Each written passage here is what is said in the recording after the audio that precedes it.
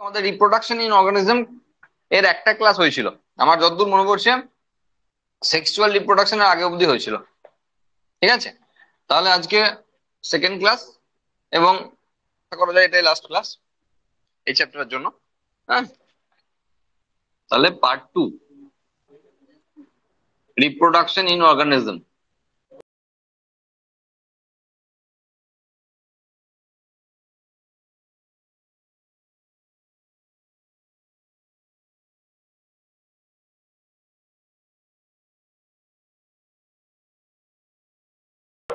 Sexual reproduction, তাই তো? Sexual reproduction হবে তো?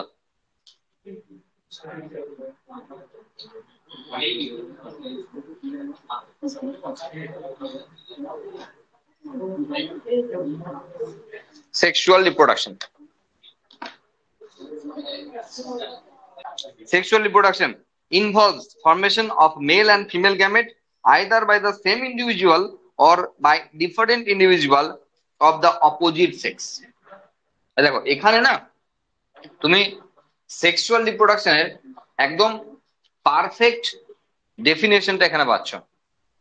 কেন বলছি তার কারণ হলো ওই যে সেম অর্গানিজমের একটা সমস্যা থাকছিল, যে একই বডিতে যখন দুটো গ্যামেটি তৈরি হচ্ছে তখন তো আমরা সেই অ্যাসেক্সুয়াল রিপ্রোডাকশনের মতো পাচ্ছিলাম না ব্যাপারটাকে। এখানে কিন্তু বিষয়টাকে ক্লিয়ার করে দিয়েছে।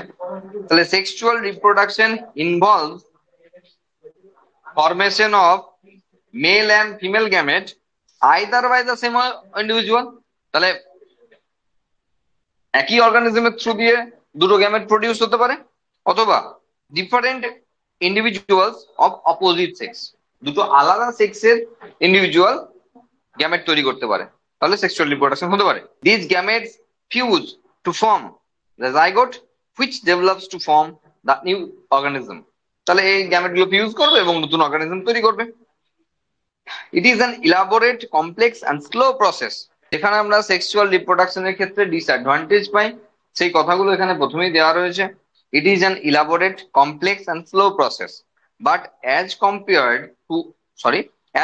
Two asexual reproduction. তাহলে অ্যাসেক্সুয়াল রিপ্রোডাকশনের থেকে এটা লেন্দি প্রসেস, ইলাবোরেট প্রসেস এবং জটিল। হ্যাঁ, মানে অনেক সময় সাপেক্ষ ব্যাপার এবং অনেক জটিল একটি প্রসেস তুলনামূলকভাবে অযৌন জননের থেকে। Because of fusion of male and female gametes, sexual reproduction results in offspring that are not identical to parents or almost themselves. যেহেতু সেক্সুয়াল রিপ্রোডাকশনের ক্ষেত্রে দুটো আলাদা গ্যামেট ফিউজ করে এবং নতুন ক্যারেক্টার নিয়ে আসে, তারা আগেকার যে প্যারেন্টাল যে অর্গানিজম রয়েছে সেই প্যারেন্টাল অর্গানিজমের সঙ্গে ম্যাচ করে না, আর সেই জন্য এই জায়গায় এই বিষয়টা রয়েছে।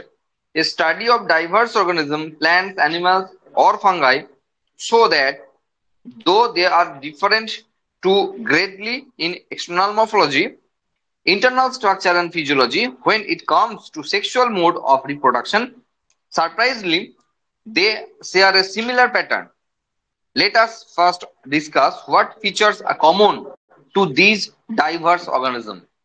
তাহলে এখানে যখনই সেক্সুয়াল আর অ্যাসেক্সুয়াল রিপ্রোডাকশনের কথা চলছে, তখনই অ্যাসেক্সুয়াল রিপ্রোডাকশনের ক্ষেত্রে যেহেতু আমরা প্রায় কমন স্ট্রাকচার পাচ্ছি, প্যারেন্টের ক্ষেত্রে এবং অফস্প্রিং এর ক্ষেত্রে একই রকমের স্ট্রাকচার পাচ্ছি, সেখানে সেক্সুয়াল রিপ্রোডাকশনের ক্ষেত্রে তাদের ইন্টারনাল স্ট্রাকচার, এক্সটার্নাল মরফোলজি এবং ফিজিওলজি সবগুলোই আলাদা হয়ে যাচ্ছে। এবার এই যে ডাইভার্স ক্যারেক্টার নিয়ে, ডাইভার্স ফিচার্স নিয়ে রয়েছে অর্গানিজমরা, তো তাদের কি প্রথমে আগে আলোচনা করতে হবে যে একটা সেক্সুয়াল রিপ্রোডাকশনের ক্ষেত্রে তাদের কি কি ফেজ আছে এবং সেই ফেজ গুলো তারা কিভাবে পার করে। all organisms have to reach a certain stage of growth and maturity in their life before they can reproduce sexually. This period of growth is called juvenile phase.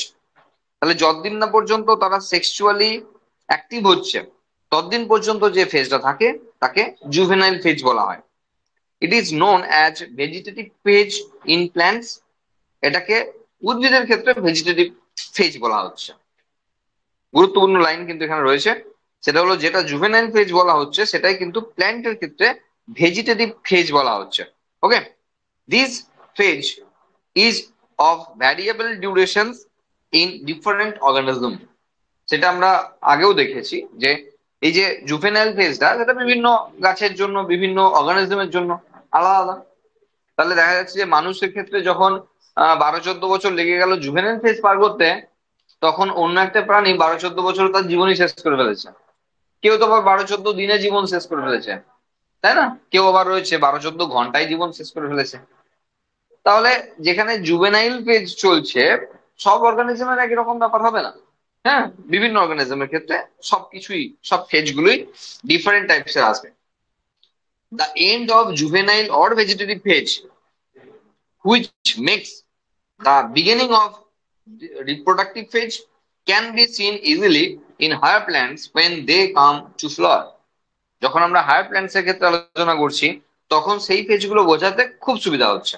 কারণ একটা গাছে ফুল এলো মানে জুভেনাইল ফেজ কে বার করলো। কিন্তু যারা নিম্ন শ্রেণীর রয়েছে, অ্যালগির ক্ষেত্রে তোমাকে যদি বলি জুভেনাইল ফেজ কখন, হ্যাঁ, এটা বলা মুশকিল হয়ে যাবে। অ্যালগির ক্ষেত্রে জুভেনাইল ফেজ ঠিক কখন হচ্ছে সেটা বলা মুশকিল হয়ে যাবে। ফাঙ্গাইয়ের ক্ষেত্রে, টেরিডোফাইটার ক্ষেত্রে, ব্রাফাইটার ক্ষেত্রে কখন জুভেনাইল ফেজ পার করছে এটা বলাটা একটু মুশকিল। কিন্তু যখনই আমরা জিমনোস্পার্ম, অ্যাঞ্জিওস্পার্মে যাচ্ছি, তখনই কিন্তু যখন ফুল এলো, তখন বুঝতে পারলাম এবার গাছটা জুভেনাইল ফেজ পার করলো। তার মানে ফুল আসার আগে পর্যন্ত হায়ার প্ল্যান্টস এর ক্ষেত্রে আমরা তাকে জুভেনাইল ফেজ বলছি। How long does it make for marigold, rice, wheat, coconut, mango plants to come to flower, মানে কতদিন লাগে ফ্লাওয়ার ফ্লাওয়ার আসতে, এসব লাগে না, ঠিক আছে। In some plants where flowering occurs more than once, what would you call interflowering period, juvenile or mature? Important line, একটু ভালো করে শুনবে। In some plants where flowering occurs more than once, একের বেশি যখন ফুল আসে, আম গাছে প্রতি বছর একবার করে গ্রীষ্মকালে ফুল আসছে, ঠিক আছে, মানে শীতকালের শেষের দিকে একবার করে ফুল আসছে, মুখ ফুল আসছে। তাহলে এই যে একবার ফুল এলো, আর মাঝের টাইমটাকে আবার 1 বছর ধরে পার করে আর একবার ফুল এলো, মাঝের টাইমটাকে কি বলবো? আমরা ফুল আসার আগের টাইম যদি জুভেনাইল ফেজ বলি, তাহলে আম গাছ দেখা গেল, একটা আম গাছ, আটি আম গাছ বসানো হয়েছিল, 7 বছর পর ফুল এসছে, মানে মুকুল এসছে। তাহলে 7 বছরের মুকুল এসছে, দেখা গেল মুকুল আসার পর আম হলো হলো সব মিটে গেল, দিয়ে আবার চলছে, দিয়ে আবার পরের বছর মুকুল এসছে। কোশ্চেন হলো এনসিআরটি যে তাহলে মাঝের পিরিয়ডটা কি, জুভেনাইল ফেজ আর অন্য কোনো ফেজ? সেটাই বলছি। In some plants where flowering occurs more than once, what would you call the interflowering period, juvenile or mature? Obviously mature. প্রথমবার ফুল আসার আগে পর্যন্ত জুভেনাইল ফেজ। আর এই যে দুবার ফুল হওয়ার মধ্যবর্তী যে সময়, তাকে আমরা ইন্টার ফ্লাওয়ারিং পিরিয়ড বলবো। ইন্টার ফ্লাওয়ারিং পিরিয়ড, যে পার্টিকুলার টার্ম গুলো আমরা বোর্ড এক্সামে পাই না পড়া থেকে, এরকম কিছু টার্ম আমরা এখানে অবশ্যই নিটের ক্ষেত্রে পাই এনসিআরটি বোর্ড থেকে। আর সেই লাইনগুলো ইম্পর্টেন্ট থেকে যায়। তাহলে তোমাকে অবশ্যই কোশ্চেন আকারে দিতে পারে যে এই যে দুটো ফুল আসার যে মাঝের যে সময়কালটা, সেটাকে কি বলা হয়, ঠিক আছে? তাহলে সেক্ষেত্রে ইন্টার ফ্লাওয়ারিং ফেজ। আচ্ছা, observe a few trees in your area, do they flower during the same month year after year? অবশ্যই, মানে আমরা যে সমস্ত গাছে সবসময় ফুল হচ্ছে নয়নতারার মতো, সে আলাদা কথা। কিন্তু আমরা তো একটা গাছে যখন একাধিকবার ফুল আসছে, তাকে তো আমরা নির্দিষ্ট সিজনেই পাচ্ছি না, নির্দিষ্ট সিজনেই সে ফুলটা ফোটায়। তো সেটাই বলা হচ্ছে যে তোমার এরিয়াতে তুমি নিশ্চয়ই দেখেছো, বা দেখেছো কিনা জিজ্ঞাসা করছে। Why do you think the availability of fruits like mango, apple, jackfruit etcetera is seasonal? মানে কেন একটা নির্দিষ্ট সিজনেই হয়? Are there some plants or then flower throughout the year and some others that show seasonal flowering? মানে এমন কিছু plant তো রয়েছেই যারা সারা বছর ধরে ফুল দেয়, আবার এমন কিছু প্ল্যান্ট রয়েছে যারা সিজনে ফুল দেয়। এবার দেখো, গাঁদা গাছ একবার হলো, সে ফুল দিল, তারপর মরে গেল, 3 মাসের মধ্যে ব্যাপারটা কমপ্লিট করে ফেলো। আম গাছের কেসটা আলাদা, আম গাছ থাকলো, সে বছর ফুল দিল, সারা জীবন, মানে সারা বছর ধরে রইলো, পরের বছর আবার ফুল দিল, এরকম করে তো 50 বছর কাটিয়ে দেবে। তাহলে গাঁদা ফুলের সঙ্গে গাঁদা গাছের সঙ্গে আম গাছের তুলনা করলে হবে না, আবার নয়নতারার সঙ্গে গাঁদা গাছের তুলনা করলে হবে না। কারণ সে যতদিন বাঁচছে মোটামুটি তার জুভেনাইল ফেজ বার করে ফুল দিতে লেগেছে, তো ফুল দিয়ে এই যাচ্ছে। বোঝা গেল কি বললাম? তাহলে বিষয়গুলো সব আলাদা আলাদা আছে। আচ্ছা, প্ল্যান্টস দ্য অ্যানুয়াল অর বাইনিয়াল, দেখো আমরা যখন ওই সেক্সুয়াল রিপ্রোডাকশনের জায়গাটা পড়েছিলাম না, তখন বলেছিলাম, দেখবে আমাদের এনসিআর, সরি আমাদের সান্তার বইয়ের, দেখবে ওই জেনে রাখো বা ফ্যাক্ট ফাইন্ডারে অনেক টার্ম ছিল। আমরা বলেছিলাম যে মোনোসিয়াস, ডায়োসিয়াস, বাইসেক্সুয়াল, ইউনিসেক্সুয়াল, হ্যাঁ, এই যে বিভিন্ন টার্ম গুলো বলেছিলাম নিটের জন্য ইম্পর্টেন্ট, আর সেই জিনিসগুলো এখানে দেওয়া আছে সব। ঠিক আছে, মানে দেখো বলেছিলাম যে এই যে ধরো তাল গাছ, গাছটাই আলাদা, মেল গাছ আলাদা, ফিমেল গাছ আলাদা। আবার কুমড়ো লাউয়ের মতো গাছগুলোতে গাছ একটাই কিন্তু ফুল দুটো আলাদা। আবার জবা গাছে গাছও একটা ফুলও একটা, তাতেই মেল ফিমেল আছে। তা যখন গাছ একটা তাতে একরকমেরই ফুল হয়, তখন তাকে আমরা গাছ হিসাবে মনোসিয়াস আর ফুল হিসাবে ইউনিসেক্সুয়াল বলবো। যখন একই গাছে দু রকম ফুল হচ্ছে, তাকে ডায়োসিয়াস এবং ফুল হিসাবে ইউনিসেক্সুয়াল বলবো। কুমড়ো লাউ ফুল হিসাবে ইউনিসেক্সুয়াল, গাছ হিসাবে ডায়োসিয়াস। কিন্তু যখন আমরা জবা গাছে পাচ্ছি, তখন ফুল হিসাবে বাইসেক্সুয়াল, গাছ হিসাবে ডায়োসিয়াস। তো এর মানেগুলো বুঝে নিতে হবে যেন এর মানে নিয়ে কোনো গন্ডগোল না হয়। কারণ এগুলো হলো বেসিক জিনিস যেটা কোশ্চেনের মধ্যে থাকবে টার্মটা। তো তুমি যদি না বোঝো ব্যাপারগুলো তো অসুবিধা হবে কোশ্চেন অ্যান্সার করতে। সেগুলোই দেওয়া আছে। অ্যানুয়াল, বায়ান্নিয়াল মানে যারা 1 বর্ষজীবী বা দ্বিবর্ষজীবী সে সমস্ত গাছের কথা বলা আছে। এবং কিছু রয়েছে পেরিনিয়াল। তার মানে কি, তুমি যদি অ্যানুয়াল ট্রি সম্পর্কে তোমার আইডিয়া না থাকে, মানে বাংলায় ঠিক আছে চলো 1 বর্ষজীবী বুঝে গেছো, বা দ্বিবর্ষজীবী বা পেরিনিয়াল মানে বহু বর্ষজীবী, কিন্তু এই যে পেরিনিয়াল মানে বহু বর্ষজীবী, এটা তো তোমাকে জানতে হবে, তাই না? এটা তোমাকে জানতে হবে, নাহলে তো তুমি মানে মুশকিলে পড়ে যাবে। তুমি যদি বাংলা কোশ্চেনের মানে ইয়েতে যাও আর কি, যে আমি বাংলা কোশ্চেন পাবো ওখান থেকে মেরে দেবো, দেখো আলটিমেট তোমার কাজে মিলবে না কিন্তু, হ্যাঁ, আলটিমেট তোমাকে জানতেই হবে। তো সেই জন্য বলছি টার্ম গুলোর মানেগুলো কিন্তু তোমাকে জেনে নিতে হবে এখন থেকে, হ্যাঁ, এবং সেগুলো মাথার মধ্যে রাখতে হবে। আচ্ছা, এখানে এবার বিভিন্ন জায়গায় দিয়েছে, দেখো অনেক ডাউট নিয়ে এসছে, হ্যাঁ। সেই ডাউট গুলো এখানে দিয়েছে, যে ডাউট গুলো মাঝে মাঝে পরীক্ষা আসেও, হ্যাঁ। সেটা হলো, দেখো যারা অ্যানুয়াল বা বাইনিয়াল রয়েছে, হ্যাঁ, so clear cut vegetative, reproductive and senescence phase, but in the perennial species is very difficult to clearly identify বা ডিফাইন দিস ফেজ। যারা 1 বছর বাঁচে, দেখো গাছটা লাগালে, গাছটা যতদিন না ফুল এলো ততদিন তারা জুভেনাইল, গাছটা যখন ফুল এলো যতদিন পর্যন্ত ফল এলো রিপ্রোডাক্টিভ, তারপরে গাছটা বার্ধক্য দশা পালন করলো সেনেসেন্স, মরে গেল, গল্প শেষ। কিন্তু আম গাছে তো সেরকম হলো না। আম গাছে ক বছর ওয়েট করলো, ফুল এলো, তারপর মাঝের টাইমটা আবার গ্যাপ, আবার ফুল এলো, আবার গ্যাপ। সবার ক্ষেত্রে বিষয়গুলো একরকম হচ্ছে না, আর সেই জন্যই কিছু কনফিউশন এখানে ক্রিয়েট করা হয়েছে। যেমন দেখো, a few plants exhibit unusual flowering phenomenon. Some of them, such as bamboo species, flowers only once in their lifetime, generally after 50 to 100 years. বাঁশের গাছের ফুল দেখতে গেলে জীবন কেটে যাবে, কারণ 50 বা 100 বছরে একবার ফুল দেয়। তাহলে তুমি যদি বাঁশ ঝাড়ে লক্ষ্য করো, তুমি তো ফুলই দেখো না আজ পর্যন্ত, শুধু বাঁশই দেখেছো, ফুল দেখতে পাওনি, তাই না? কারণ এরা ফুলই দেয়, তাহলে সবকটা বাঁশের মানে ঝাড়ের যতগুলো বাঁশ আছে সবাই তো ফুল দেবে না। এবার তুমি বলো তার জুভেনাইল ফেজ কোনটা, তার রিপ্রোডাক্টিভ ফেজ কোনটা, তার সেনেসেন্স ফেজ কোনটা, আর মূল্য পাবে। বাঁশে যখন ফুল হয়, না, আমি বলছি কি, ধরো একটা বাঁশ ঝাড়ে 50টা বাঁশ আছে, এই বাঁশটা আমি কাটলাম না, তার পাকা অব্দি অপেক্ষা করলাম, মানে বাঁশটা পেকে গেল একবারে, হ্যাঁ, যা বুঝি আমরা, তো তখনও তো ফুল এলো না। তাহলে বাঁশ গাছের মধ্যে আমি একটাকে যদি ধরি, এবার তুমি একটাকে বাঁশ গাছ বলবে না সবটাকে বাঁশ গাছ বলবে, এটা তো একটা বড় ডাউটেবল কোশ্চেন রয়েছে না।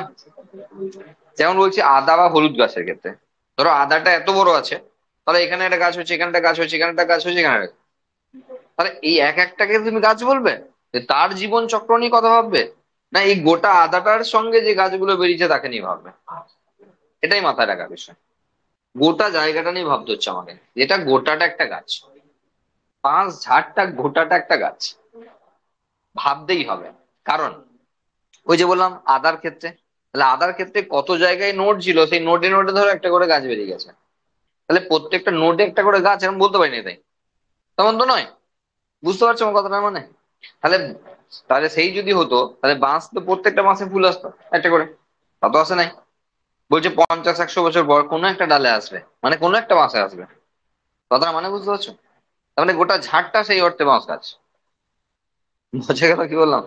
তো সেই জন্য এখানে ব্যাপারটা মিলছে না যে 50-100 বছরে একবার করে ফুল হবে, তো ফুলটা দেখবো তাহলে কোন গানটায়, মানে কোন মাসটায়, সেটা কি করে যাবো?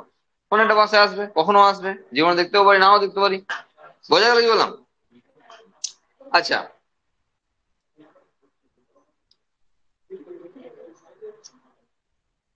কোথায় হারিয়ে গেল? আচ্ছা, আনাদার প্ল্যান। ঠিক আছে, দেখো এইবার দেখো, এই 12 বছরে একবার ফুল দেয়, হ্যাঁ, এই 50 বছরে একবার ফুল দেয়, সেপ্টেম্বর অক্টোবরে, এই যে ডেটা গুলো রয়েছে না, এই ডেটা গুলো লাগে। মোস্ট মানে জটিল ব্যাপার, এই ডেটা গুলো লাগে, এগুলো ইনফরমেটিভ কোশ্চেন। কিছু থাকে যেগুলো ইনফরমেটিভ কোশ্চেন থাকে, আর কিছু থাকে যেগুলো কনসেপচুয়াল কোশ্চেন থাকে। হ্যাঁ, যেগুলো ইনফরমেটিভ সেগুলো কাউরির কিচ্ছু করার নাই, বড়জোর বলে দিতে পারে এইগুলো আসে। এবার বাকি ইনফরমেশন তো তোমারই কি মাথায় রাখতে হবে, তুমি পরীক্ষা দিতে যাবে। ঠিক আছে, যেগুলো বোঝানোর জায়গা সেগুলো বোঝানো যেতে পারে। তাহলে এই গোটা প্যারাটাকেই আমি বলবো তুমি অ্যাজ এ ইনফরমেটিভ কোশ্চেন তুমি ভালো করে দেখে রাখবে, যে বাঁশ গাছের ক্ষেত্রে কত বছরে দিল, 12 বছর 10 বছরে কারা দিল, সেপ্টেম্বর অক্টোবরে কারা কি হয়েছে না হয়েছে, এসব ইতিহাস বলা আছে এখানে, সেগুলো দেখবে। ঠিক আছে, নেক্সট প্যারাতে গিয়ে আমরা দেখতে পাচ্ছি যে অ্যামং অ্যানিমালস, একদম চলে যাও ওখানে। Among animals, for example birds, do they do they lay eggs all throughout the year or it is a seasonal phenomena? মানে ডিম কি সারা বছর ধরে দেয় না নির্দিষ্ট সিজনে ডিম দেয়?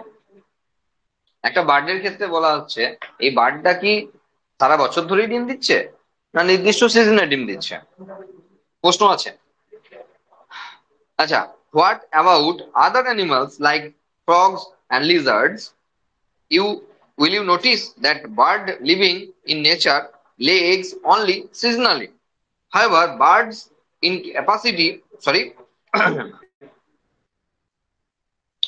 however, birds in captivity, captivity মানে অ্যাজ এ পোল্ট্রি ফার্মস যাদেরকে বলা হচ্ছে, ক্যান বি মেড টু লে eggs through out the year. Normal bird যখন ডিম দিচ্ছে তখন একটা নির্দিষ্ট সিজনে ডিম দিচ্ছে, কিন্তু যখন আমরা পোল্ট্রি ফার্মের ব্যাপারটাকে ভাবছি তখন সারা বছর ধরে ডিম দিচ্ছে, কারণ তাদেরকে আমরা অ্যাকচুয়ালি ব্রিড করিয়ে এনেছি যাতে সারা বছর ধরে তারা ডিম দেয়, কারণ ডিম দেওয়ার জন্যই তাদেরকে প্রতিপালন করি। সুতরাং তাদের ডিমটা সারা বছর ধরে পাবো এটাই আমরা আশা রাখবো। কিন্তু নর্মাল বার্ডের ক্ষেত্রে তারা একটা নির্দিষ্ট সিজনেই ডিম দেয় এবং সেই ডিম ফুটে বাঁচে। তাহলে এই জায়গাগুলো কিন্তু আমাদের মাথার মধ্যে রাখতে হবে, যে বিভিন্ন কনফিউশন ক্রিয়েট করেছে এবং সেগুলোর উত্তর খোঁজার চেষ্টা হচ্ছে। In this case, laying eggs is not related to reproduction, but it is a commercial explanation for human welfare. মানে এটা তাদের ওই রিপ্রোডাকশনের মেথড হিসাবে ইউজ করা হচ্ছে না, এটা কমার্শিয়াল পারপাসে ইউজ করা হচ্ছে। ডিম দিবি না মানে ডিম দিতেই হবে, ডেলি ডিম দিতে হবে, কারণ আমরা ব্রিড করেছি এভাবে যে সেখানে laying breed, table breed, dual breed বলে 3 রকমের ব্রিড হয় আর কি। হ্যাঁ, মানে পোল্ট্রি ফার্মের ক্ষেত্রে যারা শুধু ডিম পারে লেইং ব্রিড, তারা যেখানে যেখানে এই ধরনের বার্ড গুলো সারা বছর ধরে ডিম দিচ্ছে, তাদের ক্ষেত্রে আমরা কি বলবো? তাহলে সিজনাল পিরিয়ডে কেউ দিল, কেউ গোটা বছর ধরে দিচ্ছে। তাহলে এগুলো আমরা কমার্শিয়াল পারপাসে ইউজ করছি, এগুলোকে আমরা বানিয়েছি, এগুলোকে আমরা বানিয়েছি, ব্রিড করে বানিয়েছি। সেই জন্য তাদেরকে বাধ্য হচ্ছে যে সেই রকমই ভাবে বানানো হয়েছে যাতে তারা সারা বছর ডিম দেয়। আচ্ছা, the female of the placental mammals exhibit cyclical changes in their activities of ovaries and accessory ducts as well as hormones during the reproductive phase. Placental animal যারা রয়েছে, যাদের প্লাসেন্টা বা অমরা রয়েছে, তাদের দেখা যাচ্ছে যে যখন বাচ্চা নিচ্ছে তখন তাদের মধ্যে কিছু সাইক্লিক্যাল চেঞ্জ আসছে, তখন তাদের মধ্যে কিছু সাইক্লিক্যাল চেঞ্জ আসছে। সেই সাইক্লিক্যাল চেঞ্জ গুলো কিরকম হচ্ছে, একমাত্র তার প্রেগনেন্সি পিরিয়ডেই আসছে, অন্য টাইম আসছে না। তার একটা মহিলার ক্ষেত্রে দেখা গেল সে ধরো 13 বছর বয়সে তার জুভেনাইল ফার্স্ট ফেজকে পার করে সে রিপ্রোডাক্টিভ ফেজে এলো, 23 বছর বয়সে কি বিয়ে হলো, দেখা যাচ্ছে যে 27 বছর বয়স থেকে প্রথম বাচ্চা নিচ্ছে।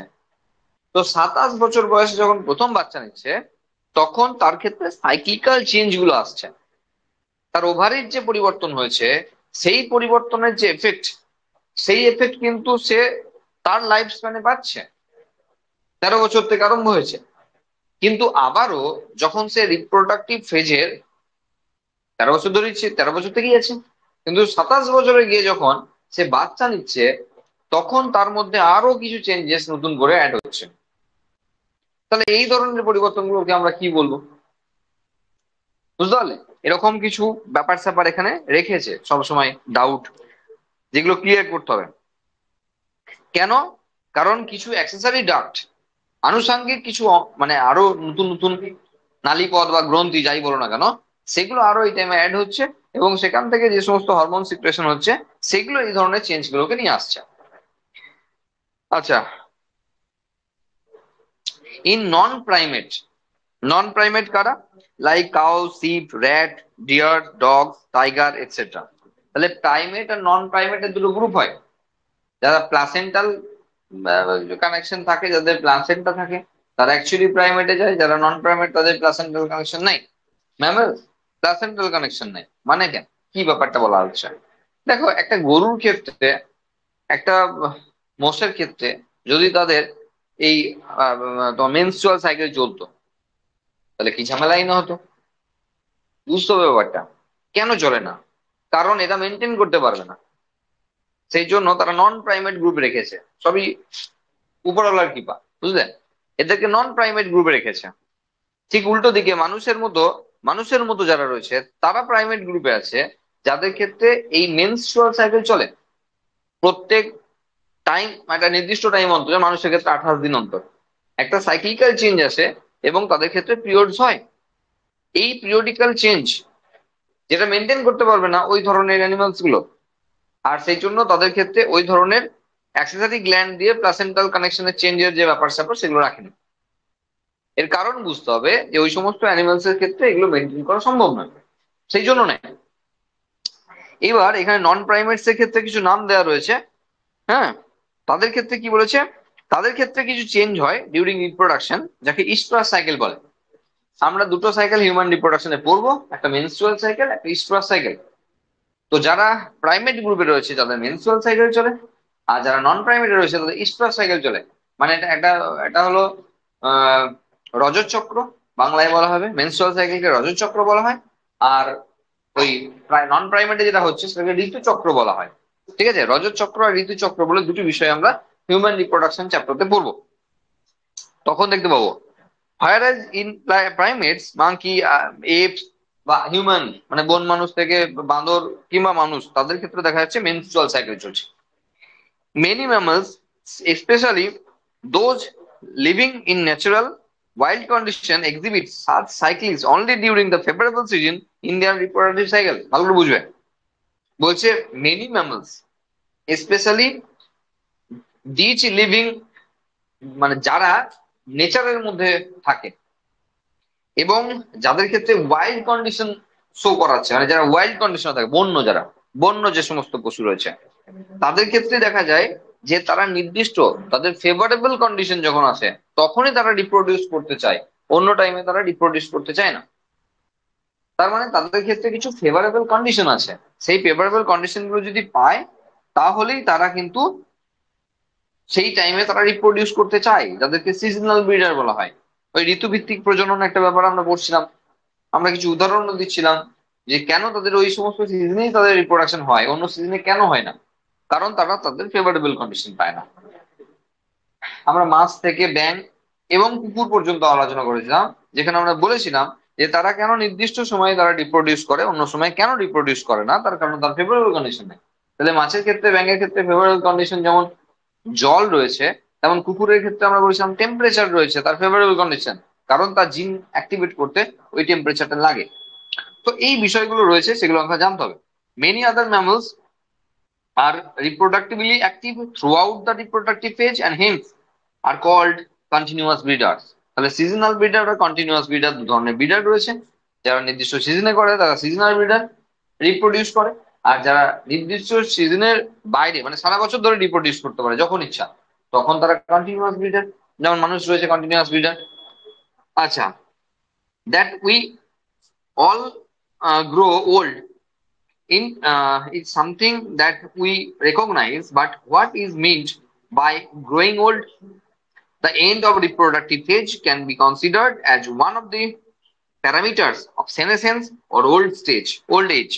মানে অ্যাকচুয়ালি সেনেসেন্স বা ওল্ড এজ কখন আমরা বলি, যখন তাদের রিপ্রোডাক্টিভ স্ট্রাকচার শেষ হয়ে গেল। বায়োলজিক্যালি তখন তাকে আমরা বৃদ্ধ বলতে পারি।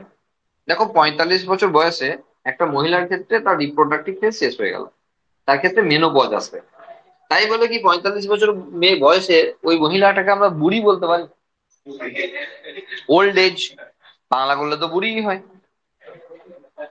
তাই না? তার মানে মেয়েদের ক্ষেত্রে যখন 45 পার করছে, জেনারেলি তারা তাদের মেনোপজ চলে এসছে, মেনস্ট্রুয়াল সাইকেল বন্ধ হয়ে গেল, তার মানে তারা আর রিপ্রোডিউস করতে পারবে না। আর এই প্রোডাকশনের পরের ফেজ তো সেনেসেন্স বলা আছে, ওল্ড ফেজ বলা আছে। তার মানে তো তাই দাঁড়ালো যে রিপ্রোডাক্ট বায়োলজিক্যালি মানে তাই জানায় যে তারা তখন কিন্তু বৃদ্ধ বয়সে রয়েছে। কিন্তু একটা মহিলার ক্ষেত্রে মোটামুটি 55-60 পার না করলে কি করে বৃদ্ধ বলা যায়, তাই না? তাহলে বিষয়গুলো ভাবতে হবে আমাদের দুরকম ভাবে, একটা প্র্যাকটিক্যালি কি হয়, একটা বায়োলজিক্যালি কি হয়। হ্যাঁ, মানেটা কি আছে? কারণ রিপ্রোডাক্টিভ ফেজ শেষ হলেই তো তাকে আমরা সেনেসেন্স ফেজই বলি। হ্যাঁ, তো তার মানে তো তাই দাঁড়ালো। আচ্ছা,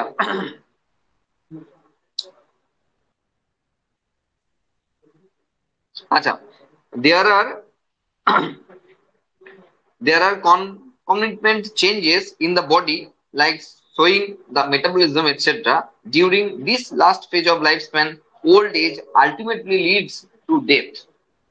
জানি আমরা সবাই ওল্ড, আলটিমেট তো মৃত্যুতেই শেষ হয়। In both plants and animals, hormones are responsible for the transition between these the three phase. Interaction between hormone and certain environmental factors regulate the reproductive phases and the associated behavioral expression in organism. এগুলো এই তিনটে phase রয়েছে এবং hormone এবং environmental condition এগুলোকে তোমার মানে পরিচালনা করে। বিভিন্ন এনভায়রনমেন্টে এবং বিভিন্ন হরমোনাল এফেক্টে এগুলো পরিচালিত হয়, এসবই বলা আছে। ইভেন্টস ইন সেক্সুয়াল রিপ্রোডাকশন কেমন বাদ দিতে হবে দেখো। ইভেন্টস ইন সেক্সুয়াল রিপ্রোডাকশন, একটা সেক্সুয়াল রিপ্রোডাকশনের ক্ষেত্রে কি কি ইভেন্ট রয়েছে? রয়েছে প্রি ফার্টিলাইজেশন ইভেন্ট, রয়েছে ফার্টিলাইজেশন ইভেন্ট এবং পোস্ট ফার্টিলাইজেশন ইভেন্ট। আমরা ডিটেল আলোচনা করেছি pre fertilisation event, fertilisation event এবং পোস্ট ফার্টিলাইজেশন। তাহলে তোমাকে একটা প্রথম জিনিস বুঝে নিতে হবে যে একটা লাইফ স্প্যানের ক্ষেত্রে, যখন একটা লাইফ স্প্যানের কথা বলছি তখন আমরা এইভাবে ভাবছি যে ব্যাপারটাকে জুভেনাইল পিরিয়ড, দুইয়ে ভাবছি রিপ্রোডাক্টিভ পিরিয়ড, আর তিনে হলো পোস্ট রিপ্রোডাক্টিভ বা সেনেসেন্স বা ওল্ড যা বলবে, আর 4 নম্বরে দিয়ে ভাবছি আমরা ডেথ। এবার এই পার্টিকুলারটা মানে রিপ্রোডাক্টিভ ফেজটার ক্ষেত্রে আমরা আবার তিনটে ভাগে আসছি। সেটা হলো প্রি ফার্টিলাইজেশন, একটা হলো ফার্টিলাইজেশন, আর একটা হলো পোস্ট ফার্টিলাইজেশন। আমাদের যেহেতু ওখানে প্রায় ওই চ্যাপ্টারটাও শেষের দিকে, সেই জন্য এগুলো নিয়ে তো কোনো কনফিউশন থাকার কথাই নয়। কারণ শুধুমাত্র রিপ্রোডাক্টিভ ফেজটাকে নিয়ে আমরা আবার তিনটা ভাগে ভাগ করেছি, প্রি ফার্টিলাইজেশন, ফার্টিলাইজেশন আর post fertilisation. Pre fertilisation event মানে যেখানে গ্যামেটোজেনেসিস প্রক্রিয়া চলছে, গ্যামেট প্রডিউস হচ্ছে, male gamete female gamete form করছে, এবং সেই মেল গ্যামেট ফিমেল গ্যামেট যখন ফিউজ করছে তখন সেটাকে ফার্টিলাইজেশন বলা হয়। আর ফার্টিলাইজেশনের পর যে জাইগোট তৈরি হচ্ছে, সেই জাইগোট আলটিমেট কি তৈরি হলো সেটা অ্যাকচুয়ালি পোস্ট ফার্টিলাইজেশন ইভেন্টসে দেখা যায়। তো এই তিনটে বিষয় নিয়ে এখানে আলোচনা করা আছে। তাহলে এখানে আলোচনায় প্রি ফার্টিলাইজেশন ইভেন্টসে প্রথমেই আলোচনা রয়েছে গ্যামেটোজেনেসিস। জেনেসিস মানে উৎপাদন, যেখানে গ্যামেট উৎপাদন হয়। তাহলে গ্যামেটের ক্ষেত্রে 3 রকমের গ্যামেট দেওয়া আছে, আইসোগামী, অ্যানাইসোগামী, রুগামী। ছবি তো এনসিইআরটি ছবি মানে ভীষণ ইম্পর্টেন্ট ছবি, এই ছবি দিয়ে কোশ্চেন আসে। যা ছবি আছে ছবি দিয়ে কোশ্চেন থাকবে, সুতরাং ছবিগুলোকে স্ক্যান করে নেবে, মাথার মধ্যে ঢুকিয়ে নেবে। ওকে, তাহলে আইসোগামী, অ্যানাইসোগামী এবং উগামী এই তিনটেকে নিয়ে আমরা কোনো কথা বলবো না, কারণ বোর্ডে সব বলে এসেছি, বলবো না এখানে কিছু। হ্যাঁ, সব বলতে গেলে তো হবে না, মাথা খারাপ হয়ে যাবে। এবার দেখো, তোমাকে দুটো জিনিস একটু একটু খেয়াল রাখো। সেটা হলো হেটেরোগ্যামেটস।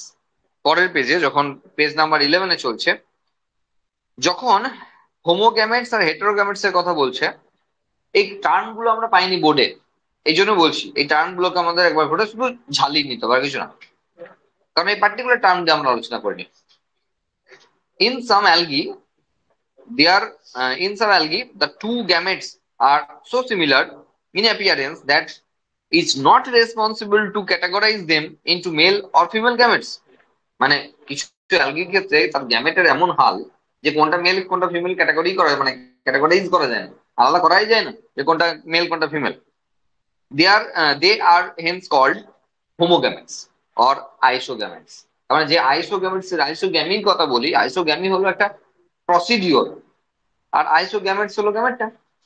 তাহলে এই প্রসিডিওরটাকে হোমোগ্যামি বলা হতে পারে, আর গ্যামেটটাকে হোমোগ্যামাস বলা হতে পারে, একই বিষয়। ওকে, যেটা ফিগার 1.5 এ তে দেওয়া আছে। However, in a majority of sexually reproducing organism, the gametes produced are of two morphologically distinct types. মানে হেটেরোগ্যামেটস এর দুটো ভাগ রয়েছে। একটা হলো যেখানে মেল গ্যামেট, যাকে অ্যানথ্রোজয়েডস বলা হচ্ছে, স্পার্ম বলা হচ্ছে। তাহলে যখন অ্যানথ্রোজয়েডস বলা হচ্ছে তখন সেটা মেনলি প্ল্যান্টের জন্য বলা হচ্ছে অ্যানথ্রোজয়েডস, এবং যেটা অ্যানিমালস এর ক্ষেত্রে স্পার্ম বলা হচ্ছে। তা তুমি যদি কোনো প্ল্যান্টের ডেসক্রিপশন করতে গিয়ে তুমি স্পার্ম বলে দাও, যে একটা জবা গাছের ক্ষেত্রে এটা স্পার্ম গেট ইউজ করছে, এগ গে, মুশকিল হয়ে যাবে। ইভেন জবা গাছের ক্ষেত্রে আমি অ্যানথ্রোজয়েডস ইউজ করতে পারবো না, কারণ অ্যানথ্রোজয়েডস বা অ্যানথ্রিডিয়া আর্চিগোনিয়া ব্যাপারগুলো একটু প্রিমিটিভ টাইপের, ব্রাফাইটা টেরিডোফাইটার ক্ষেত্রে অ্যাপ্লিকেবল। সুতরাং সেম মানেগুলো তোমাকে বুঝতে হবে যে কোথায় কোনটা অ্যাপ্লিকেবল। তাহলে অ্যানথ্রোজয়েড অর স্পার্ম দেওয়া আছে, আর ফিমেল গ্যামেট কি এগ অর ওভাম দেওয়া আছে। তাহলে সমস্যাটা কোথায় দাঁড়ানো দেখো, যখন আমরা নেক্সট চ্যাপ্টারে যখন আমরা sexual reproduction in floating plants আলোচনা করছি, তখন আমরা এগ অ্যাপারেটাস কে দেখালাম না, এগ অ্যাপারেটাস। তাহলে আমরা ওই এমব্রায়ো স্যাকের মধ্যে দেখলাম যে এখানে একটা রয়েছে, এখানে সাইনার্জিস, এখানে সাইনার্জিস রয়েছে, এটাকে আমরা এগ বলছি, এগ বলছি। আর এই দুটো সাইনার্জিস নিয়ে এগ অ্যাপারেটাস হচ্ছে। তা দেখো, প্ল্যান্টের ক্ষেত্রে আমি ব্যাপারটাকে এগ বলছি, আর তখন যখন অ্যানিমেল হবে তখন কিন্তু সেটাকে আমরা বলবো ওভাম। তাহলে এগ আর ওভামের মধ্যে কই, এগ আর ওভামের মধ্যে পার্থক্যটা বুঝতে হবে যে কোনটা এগ আর কোনটা ওভাম। মুরগি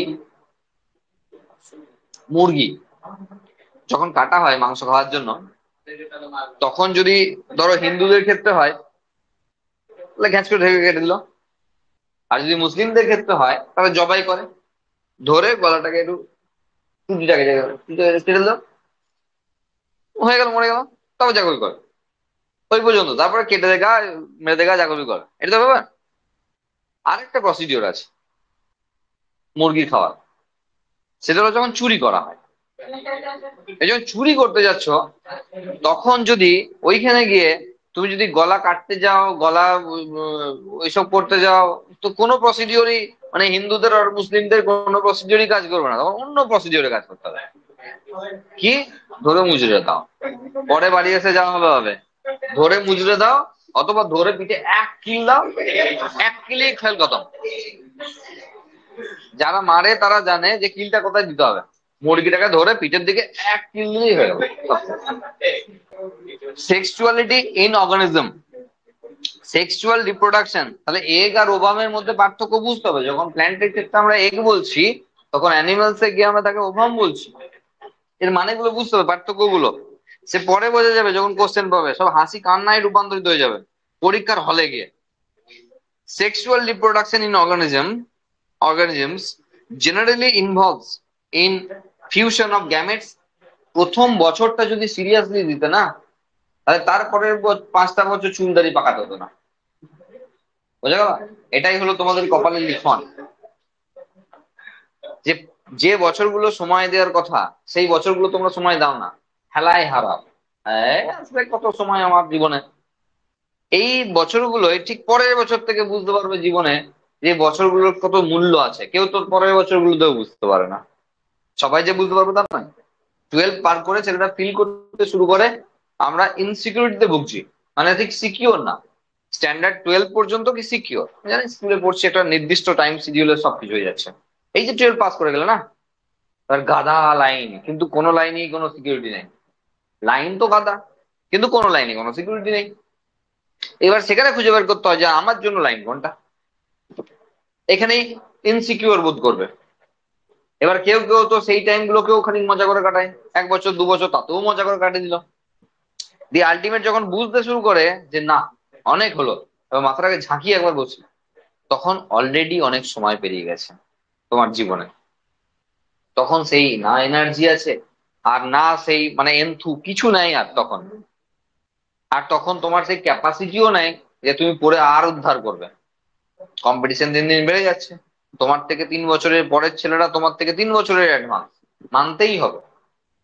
তাহলে সেক্ষেত্রে তোমাকে এগুলো যদি ভেবে না চলো, তো জীবনেও কোনো কম্পিটিটিভ এক্সাম কোনো কিছুতে তুমি দাঁড়াতে পারবে না। সেই জন্য বলছি যে চলতি বছরগুলো নষ্ট করো না, ভীষণ ভাইটাল সময়। রানিং ইয়ারে পাওয়ার মতো জিনিস আর হয় না। আর তুমি তো স্যার সবাই জানে স্যার, আপনি আর কি বলবেন? হয় না মানে এটা বলছি যে পরের বছরগুলো না পাওয়াটা দিন দিন টাফ হয়ে যায়। কারণ তুমি 11 12-এর দুটো দুটো জায়গাকার প্রিপারেশন সবচেয়ে ম্যাক্সিমাম কারেন্ট ইয়ারে থাকে। 12-এর ফুল প্রিপারেশন কারেন্ট ইয়ারে থাকে, নো ডাউট। ফুল ফুল 12-এর প্রিপারেশন কারেন্ট ইয়ারে সবচেয়ে বেশি থাকে। তাহলে 11টাকে নিয়ে ঝালাই করতে হয়, 2-3 মাস টাইম পাওয়া যায়, 11টাকে নিয়ে ঝালাই করার সময় পাওয়া যায়। যদি সিরিয়াস ছেলে হয় সেই 11টাকে নিয়ে 2-3 মাস পড়ে লেগে থেকে রানিং ইয়ারে লাগিয়ে দেবে। নিট না হোক, জেন পাস লাগাবে, কিছু একটা লাগাবে, বেরিয়ে চলে যাবে। পরের জীবনটা কিন্তু অন্যরকম হবে। আর যে পড়ে পড়ে ল্যাব খাবে, সে 5 বছর ধরে পড়ে থাকবে, অথচ তার বন্ধুকে গ্রাজুয়েশন ডিগ্রি অর্জন করে নিয়েছে। যখন পরে গিয়ে দেখা হবে 3 বছর পর, সে বলবে আমি তো গ্রাজুয়েট, আর তুই এখন এইচএস পাস। পার্থক্য বুঝতে পারবে? একটা বছর কাটবে, প্রেশার 5 গুণ হয়ে মাথায় চাপবে, কেউ বুঝতে পারবে না। ভিতরে চলছে প্রেশার, ভিতরে ভিতরে টেনশন চলছে, যে তাই তো কি হবে, আমার বন্ধু পেয়ে গেল, ও ওখানে চলে গেল।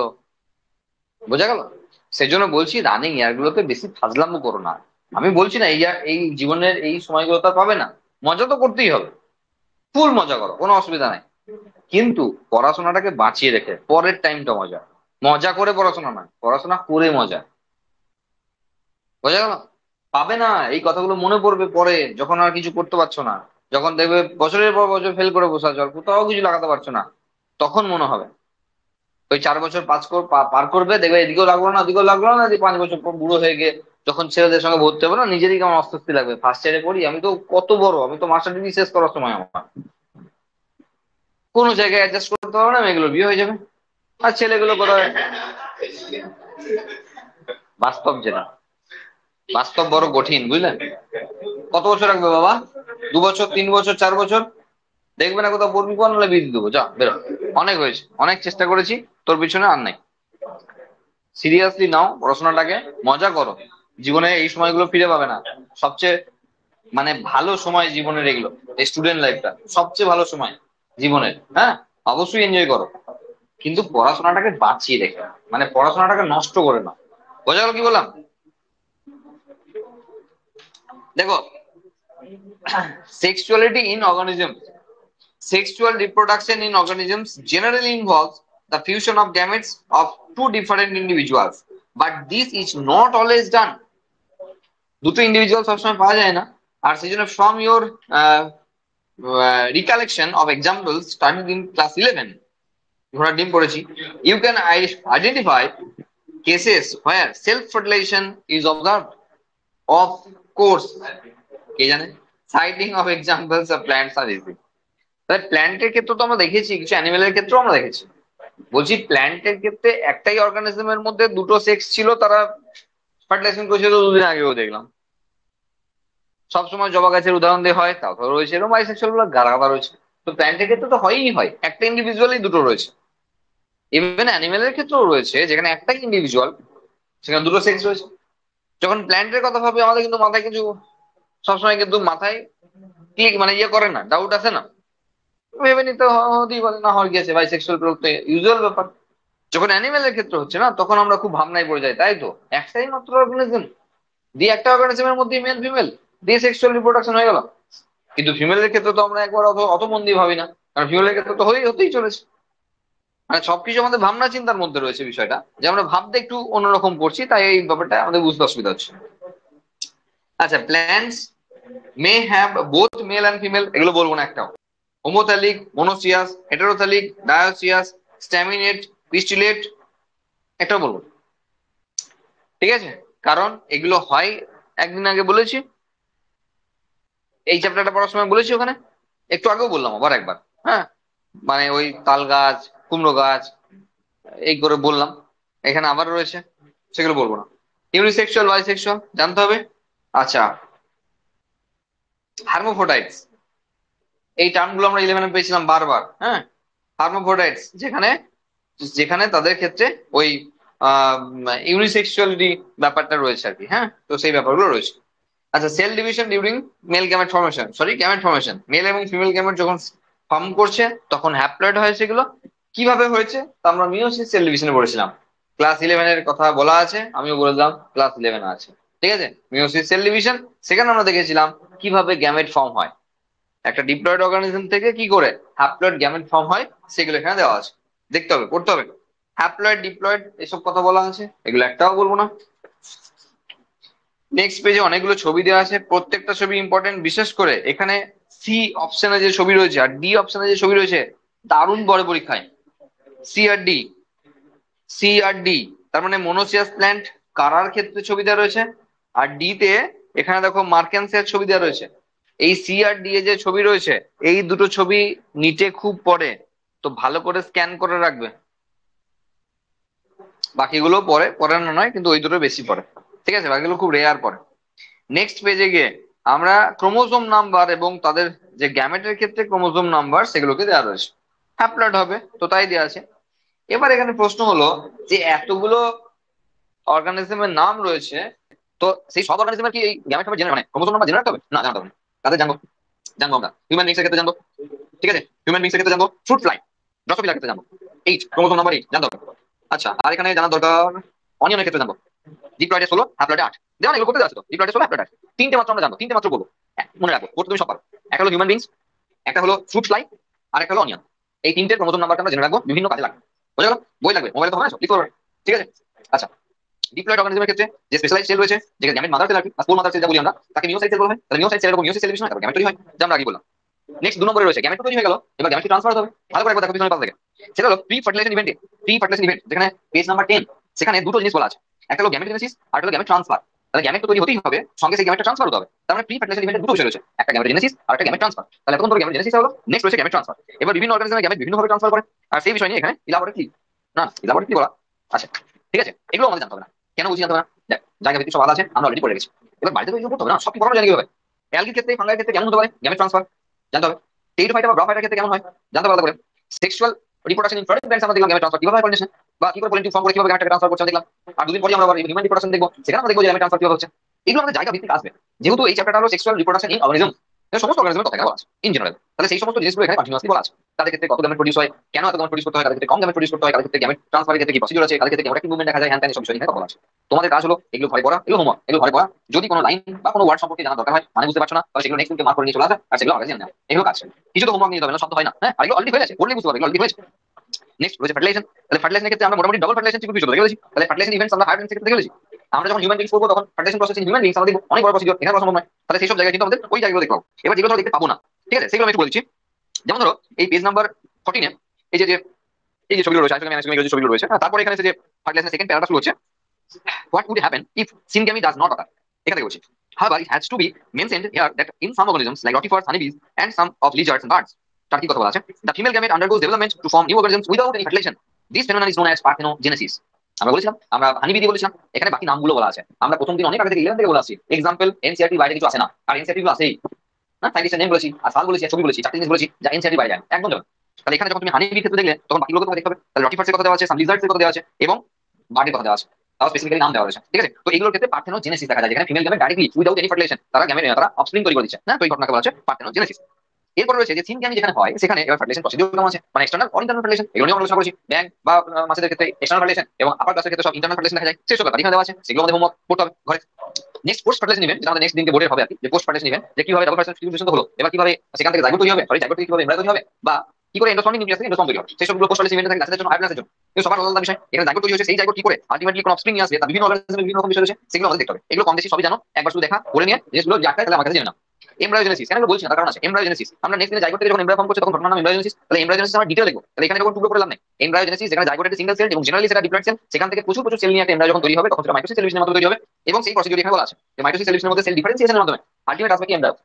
জাইগোটে তো একটা কোষ, সেই কোষের ডিভিশন শুরু হলো, মাইটোসিস ডিভিশন অনেক কোষ হলো, অনেক কোষ হলো, সেখানে ডিফারেন্সিয়েশন দেখা যায় না, মোরুলা ব্লাস্টুলা কোনো ডিফারেন্সিয়েশন নেই, মানে পার্থক্য নেই কোনো সেলের, মানে কোনটা কি হবে।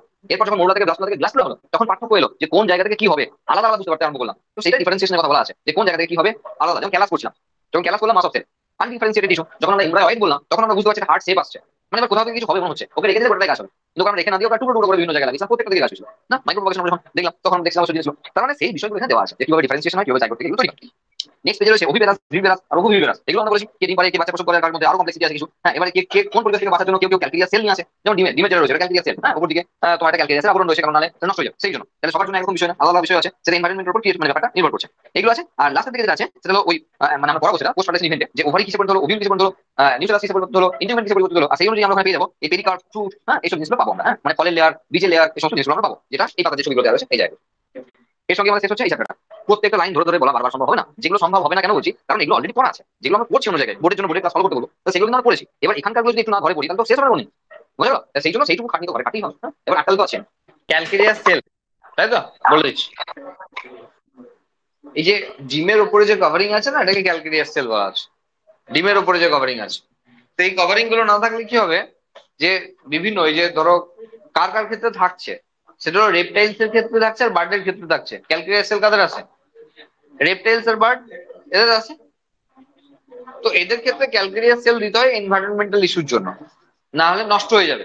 কারণ ওর মধ্যেই জাইগোটটা আছে, তা সেই জাইগোটটা ডেভেলপ করবে না যদি ক্যালকেরিয়াস সেলটা না দেওয়া থাকে। কারণ বুঝতে হবে যে তারা তারা ওভিপেরাস, তাহলে ভিভিপেরাসে তো লাগলো না।